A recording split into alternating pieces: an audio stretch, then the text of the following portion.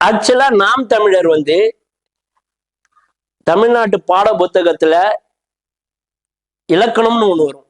First எல்லாம் தமிழ்லயே கணக்கு மாத்திரைகள்னு ஒண்ணு வரும், இலக்கணம் அறிவியல்னு வரும், சமூக அறிவியல்.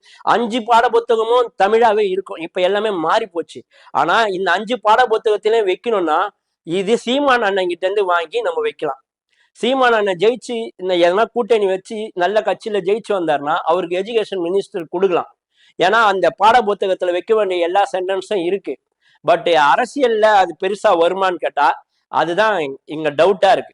அவரு அரசியலுக்காக பண்ணல, அரசியல் பண்ணல, ஆனா தமிழுக்காக பண்றாரு, தமிழர்களுக்காக பண்றாரு, விவசாயிகளுக்காக பண்றாரு, மண்ணுக்காக பண்றாரு, மக்களுக்காக பண்றாரு. ஆனா அரசியல்ன்றது களம் வேற, இந்த களத்தை விட அது வேறுபட்ட களம் அப்படின்றத அவர் புரிஞ்சுக்கிட்டு அரசியல் களத்து உள்ள வந்தாருன்னா எல்லாரையும் பிடிச்சிடலாம். அவர் மக்களுக்கான அரசியல்ல இன்னும் ஈடுபட்டிருக்காரு. அந்த சதுரங்கத்து உள்ள வரல, அவரு தாண்டி வரல அப்படின்னு தான் பாக்குறேன்.